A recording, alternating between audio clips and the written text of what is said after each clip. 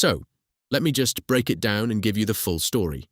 Recently, rapper Pooh Shiesty was arrested in connection to a robbery and kidnapping case involving rapper Gucci Mane.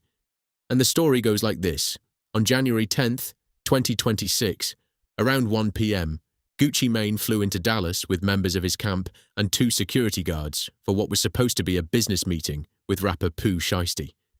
Pooh Shiesty had been signed to Gucci Mane's 1017 label since 2021, but at this point, he wasn't happy with the terms of his deal. So, he asked Gucci to come out to Dallas with the intention of talking things through and potentially getting out of his contract. About 45 minutes later, they arrived at the studio, which was located inside an office building, only to realize it was still closed.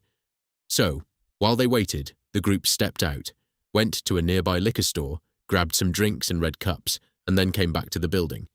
By the time they got back, the studio was finally opened. Gucci and his security went inside and waited for things to get started.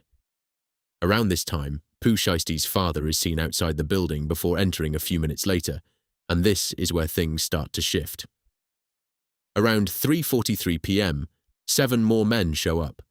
However, they don't come through the main entrance. They slip in through a side door and make their way into the studio. One of them leaves briefly, then comes back a minute later, now carrying a bag over his shoulder. At this point, what was supposed to be a normal business meeting is starting to look like something else entirely. Inside the studio, Gucci and his people, including his security, are sitting there watching a football game, completely unaware of what might be unfolding around them. Meanwhile, Pooh Shiesty steps out and gets on a phone call. From what could be overheard, it sounded like he was speaking to his probation officer, who was telling him he wasn't supposed to be out and needed to return immediately.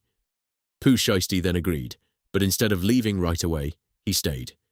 At one point, Gucci even tells him, they could just reschedule the meeting if the timing wasn't right, but Pooh Shiesty insists on continuing the conversation about the contract. So, the two of them move into another recording room nearby to talk privately about the contract, and that's when things change. What was supposed to be a business conversation escalates fast inside that room. Pooh Shiesty pulls out paperwork and tells Gucci Mane, sign it, trying to force his way out of the contract. Gucci Mane refuses, and that's when something else happens. Pooh Shiesty gets visibly frustrated, and the conversation turns into an argument. Then he tells rapper Big 30, who is his friend, to go grab a bag. Big 30 leaves the room and then comes back moments later with that bag. And now the situation takes a serious turn. Pooh Shiesty reaches into that bag that Big 30 brought him and pulls out an AK-style pistol and points it directly at Gucci Mane, demanding that he signs the paperwork. At that point, Gucci complies.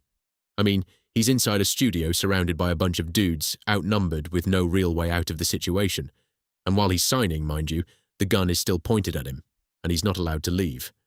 One of the guys there pulls out a phone and starts recording, making him say out loud that he's releasing Pooh Shiesty from the deal. Once the paperwork is signed, it doesn't stop there. Shy and the others go on to rob Gucci, taking his wedding ring, his watch, his earrings and cash right there inside the studio. They even force him to write out the date on the paperwork.